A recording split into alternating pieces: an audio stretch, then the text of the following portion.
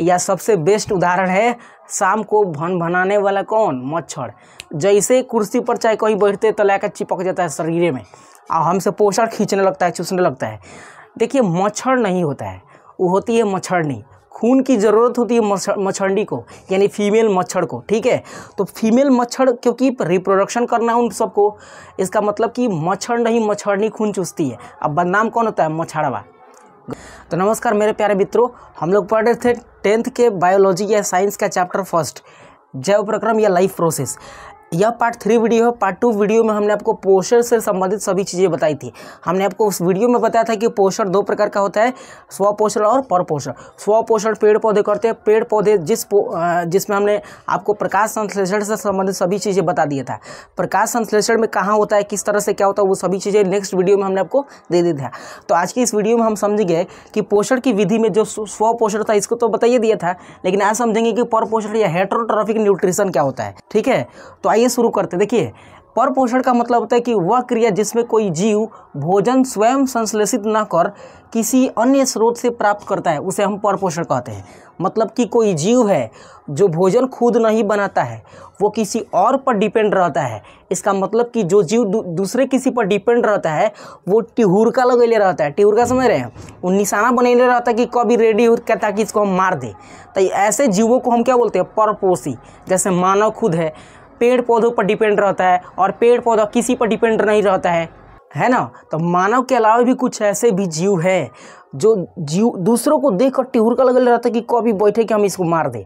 जैसे टाइगर, बाघ, ये बकरी को देखता है या अन्य जानवरों को देखता है कि किस तरह से उसको हम झपट सकते हैं। या सबसे बेस्ट उदाहरण है शाम को भन भनाने वाला कौन? मच्छर।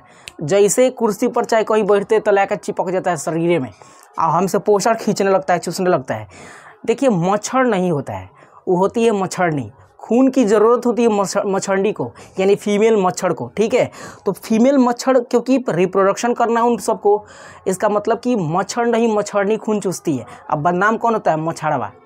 गजब भाई साहब है। ठीक है, तो मच्छर हो या अन्य कोई जीव जो अन्य स्रोतों से भोजन को प्राप्त करते हैं, वैसे हम क्या बोलते हैं उसको? तो परपोषण बोलते हैं।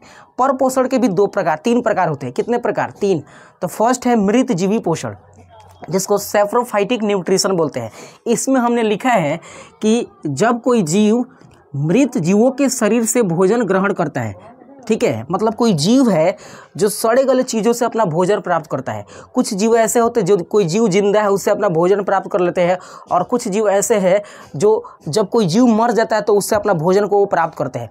तो ऐसे पोषण के प्रकार को मृत जीवी पोषण कहते हैं। हमने ये आपके लिए लिख कर लाया है। फिलहाल हम तो ऐसे समझा सकते हैं ताकि आपके लिए लिख लाए, ताकि आप स्क्रीनशॉट ले सकते हैं और इससे आप याद कर सकते हैं। ठीक है, जिसमें कवक हो जाएगा, बैक्टीरिया और प्रोटोजोआ हो जाएगा। कवक, बैक्टीरिया, प्रोटोजोआ ये मरे हुए जीवों से अपना भोजन प्राप्त करते हैं। या आपने गोबर छत्ता नाम सुना होगा, जैसे आपको बोर्ड पर दिख रहा है, ये जो गोबर छत्ता है ना, गोबर छत्ता है, ये सड़े गले जीवों से क्या करता है? अपना भोजन प्राप्त करता है। आप अगल बगल में देखिएगा, जब कोई वृक्ष का बड़ा सा पौधा या वृक्ष हो सकता है, ठीक है, वो जब सड़ जाता है ना, यानी जब मुँह जाता है, तो उसके ऊपर इस तरह के गोबर छत्ते के क्या होते हैं? निर्माण हो जाता है, और वही उस गोबर छत्ते जो होते हैं उससे पोषण अपना प्राप्त करते हैं। तो ऐसे हम पोषण के प्रकार को मृत जीवी पोषण कहते हैं। ज़्यादा भारी नहीं है। ठीक है, दूसरा जो है ना परजीवी पोषण, पैरासिटिक न्यूट्रिशन। तो जब जीव दूसरे प्राणी के बगल या पास में अस्थायी या अस्थायी रूप से रहकर उससे अपना भोजन प्राप्त करते हैं। मतलब कुछ ऐसे भी जीव होते हैं जो जिंदे प्राणी से भोजन प्राप्त करते हैं, जो मरे हुए से नहीं, जिंदे से।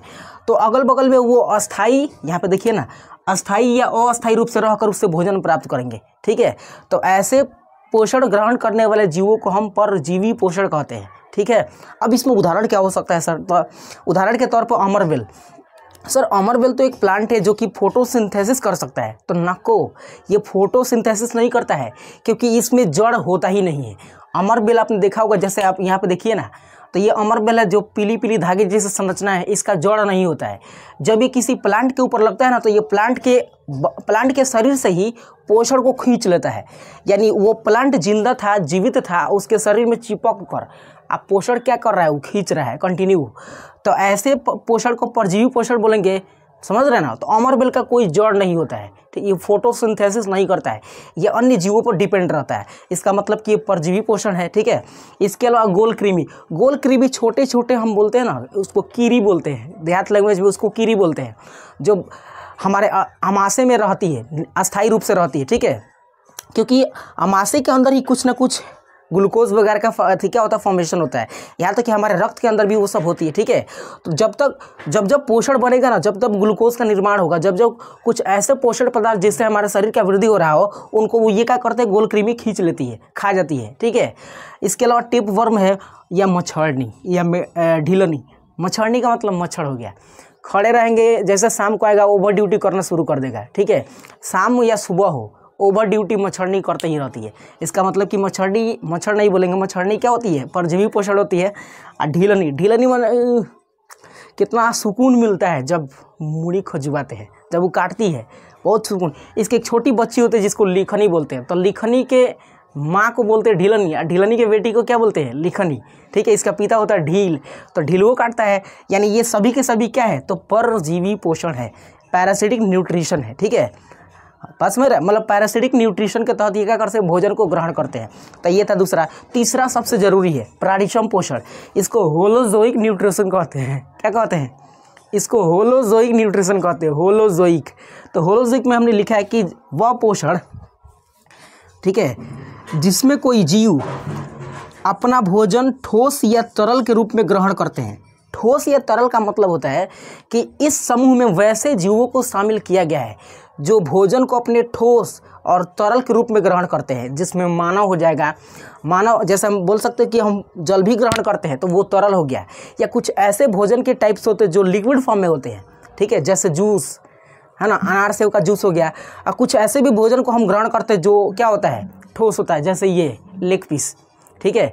लेग पीस क्या होता है, ठोस होता है। इसका मतलब कि इसमें जितने भी जीवों को शामिल करेंगे ना, वो सभी अपने भोजन को ठोस या लिक्विड रूप में क्या करते हैं, ग्रहण करते हैं।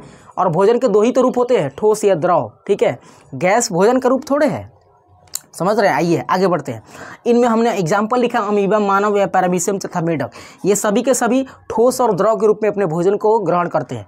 तो इसको बोलते हैं प्राणिसम पोषण। याद रखिएगा दोस्तों, अमीबा और पैरामीशियम जो है इसको प्राणिसम पोषण में रखा गया है, यानी ये मानव की कैटेगरी में रखा गया है। इस समूह के आधार पर हम बोल रहे हैं, ना कि अदर समूह के आधार पर, ठीक है। अब बात करते हैं इन सब के अंदर ये भोजन ग्रहण करने की तकनीकी किस तरह की होती है, ठीक है। और फाइनली हम लोग आगे बढ़ेंगे, मानव में पाचन तंत्र के सिस्टम को समझेंगे, ठीक है।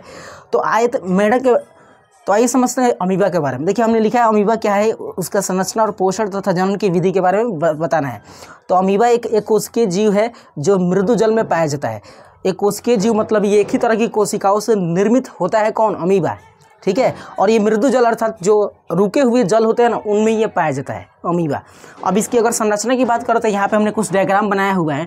संरचना में हमने लिखा है कि इसका आकार और आकृति दोनों कुटपादों के बदलने के कारण अनिश्चित होता है।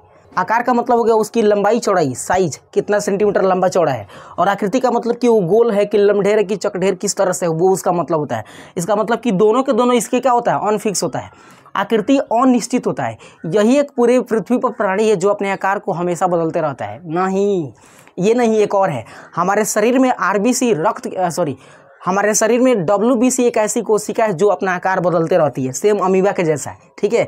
उसका भी आकार फिक्स नहीं होता, जबकि RBC का आकार क्या होता है, फिक्स होता है।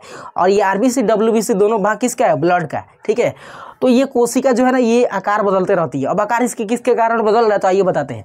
देखिए जितना भी इसका ठोड़ निकला है ना, ये वाला, इस सभी निकले हुए भाग को हम स्यूडोपोडिया या कुटपाद कहते हैं। क्या कहते हैं, कुटपाद। यही कुटपाद जब आगे बढ़ाता है ना, तो इसकी आकृति ही चेंज हो जाती है। सपोज डैट कि इस कुटपाद और इस कुटपाद को ये आगे बढ़ाएगा तो बाकी सबको तो खींचेगा ना, तो बाकी सबको खींचेगा तो ये सिकुड़ जाएगा। इसका मतलब कि ये फिक्स हो गया कि कुटपादों या स्यूडोपोडिया के बदलने के कारण अमीबा का आकार चेंज होता है, ठीक है। अब देखिए आगे, अब पोषण की बारी है। तो पोषण में हमने क्या लिखा है कि अमीबा शैवाल के छोटे छोटे टुकड़े, जीवाणु तथा डायटम को खाता है, ठीक है। अमीबा इसके लिए निश्चित मुख नहीं होता है, मतलब जब भी ये भोजन को ग्रहण करेगा ना, तो इसके लिए फिक्स कोई जगह नहीं होता है, ठीक है, आप समझिए। क्योंकि ये कुटपाद चेंज हो रहा है बार बार, इसका मतलब कि यह भोजन यहाँ से भी कर सकता है, इधर से भी कर सकता है, कहीं से भी कर सकता है, लेकिन हमारा क्या होता है फिक्स जगह होता है जो भोजन करने का एक माध्यम है। ठीक है, अब देखिए ये खाता क्या है, हमने बताया कि शैवाल के छोटे टुकड़े जीवाणु को खाता है। यहाँ पे हमने कुछ जीवाणुओं का चित्र बनाया है। मान लीजिए कि इस जीवाणु को यह अमीबा पकड़ना चाहता है, तो क्या करेगा कि इस कुटपाद को आगे बढ़ाएगा और इस कुटपाद को आगे बढ़ाएगा, इसको घेर लेगा, और घेरने के बाद ना इसके शरीर के अंदर एक फूड वैक्यूम का निर्माण होता है जिसको भोजन रसधानी कहते हैं। इस तरह की संरचना का निर्माण होता है, और जब उस जीवाणु या बैक्टीरिया या डायटम को घेर लेता है ना, तो घेरने के बाद उसके अंदर एंजाइम छिड़कता है। ठीक है, और एंजाइम के द्वारा ही तो किसी भोजन का क्या होता है, पाचन होता है। इसका मतलब कि सेम मानव के जैसा इसमें क्या होता है, पाचन की क्रिया होती है। इसमें भी अंत ग्रहण होता है, पाचन होता है और बहिष्करण होता है। मानव में भी क्या होता है, अंत ग्रहण होता है, पाचन होता है और बहिष्करण होता है। अंत ग्रहण के सिस्टम में हमने क्या करते हैं कि भोजन को बाहर अंदर निगलते हैं, और पाचन में बहुत सारे एंजाइम के प्रभाव में वो भोजन क्या होते हैं, टूटते हैं। और बहिष्करण का मतलब कि पाचन के बाद जो अपशिष्ट पदार्थ बनते हैं उनका शरीर से बाहर निकाल दिया जाता है। ठीक है, सेम ऐसा ही इसमें होता है, समझ रहे हैं। तो ये इनका आकार निश्चित नहीं होता क्योंकि स्यूडोपोड ये क्या होता है, चेंज होते रहता है बार बार। तो ये था। अब सबसे ज़रूरी चीज़ है इसमें जनन किस तरह से होता है। ठीक है, तो इसमें जनन की जो विधि होती है वो होती है अलैंगिक विधि। ठीक है, क्या होता है, अलैंगिक। अलैंगिक का मतलब कि इसको किसी अदर जीव से कोई आवश्यकता नहीं है, इसमें नर और मादा की कोई भूमिका ही नहीं है, अकेले ही अपने संतान को बना सकता है। ठीक है, अपनी जीवों की संतति को बना सकता है। कैसे, देखिए ये अलैंगिक जनन दो तरह से करता है। ठीक है, कितने तरह से, दो तरह से। ये एक करता है द्विखंडन, एक करता है क्या चीज़, द्विखंडन, और दूसरा करता है क्या चीज़, तो यहाँ पे हम लिख देते हैं बहुखंडन। क्या करता है, बहुखंडन। नाम से क्लियर है कि द्विखंडन में अमीबा अपने आप को दो खंडों में डिवाइड कर लेता है, तो उसको द्विखंडन बोलते हैं। जबकि अमीबा अपने अपने भाग को या अपने शरीर को अलग अलग छोटे छोटे टुकड़ों में अगर वितरित कर रहा है, अनेक भागों में बांट रहा है, तो उसको बोलते हैं बहुखंडन। ठीक है, लेकिन क्या ज़रूरत है अमीबा को बहुखंडन और द्विखंडन करने की, संख्या तो किसी से भी बन जाएगा ना।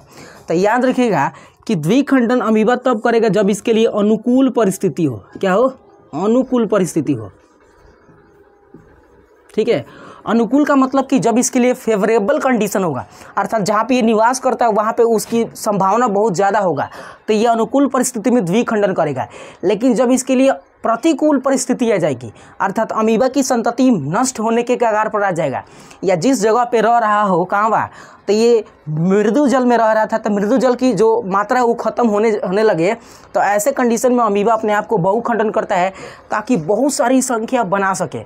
अगर बहुत सारी संख्या बना दिया, एको को संख्या किसी अदर प्लांट में चल गया, किसी अदर जगह पे चल गया, किसी अदर जल में चल गया, किसी भी माध्यम से, तो फिर से टीम बना सकता है। इसीलिए तो अमीबा बहुखंडन करता है प्रतिकूल स्थिति में। देख रहे हैं कितना चालाक है। अमीबा अमरणशील होता है, कहा जाता है कि अमीबा की कोई संतति जब बनती है तो वो मरता नहीं है जल्दी, क्योंकि अपने आप को बचा लेता है। ठीक है, इसके बारे में और डिटेल्स में आपको 12th क्लास में पढ़ाया जाएगा। ठीक है, समझ रहे हैं ना। तो यहाँ तक चीज़ें हम कवर कर चुके हैं, क्योंकि पोषण के दो माध्यम थे, दोनों के दोनों हमने समझा दिया। ठीक है, तो मेढक, एक और जीव होता है पैरामीशियम। तो पैरामीशियम का स्ट्रक्चर आपको शायद बोर्ड पर दिख रहा है।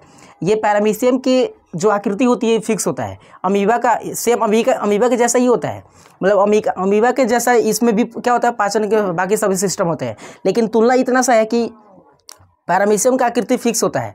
ठीक है, अब देखिए ये गति कर रहा था किससे, कुटपाद से, जबकि अब पैरामीशियम जो है, पैरामीशियम के बाहरी संरचना में छोटे छोटे धागे जैसी संरचना आपको दिख रही होगी। उस छोटे छोटे धागे जैसी संरचना को क्या बोलते हैं, सीलिया, उसके द्वारा वो गति करता है, उसकी आकृति फिक्स होती है। ठीक है, वो भी द्विखंडन करता है, बहुखंडन नहीं करता पैरामीशियम। तो ये था पैरामीशियम का स्ट्रक्चर और अमीबा का। आई होप आपको समझ में आया होगा। तो पोषण की सारी विधि खलास हो गई, हमने पोषण के जितने भी टाइप्स थे वो सबको पढ़ लिया।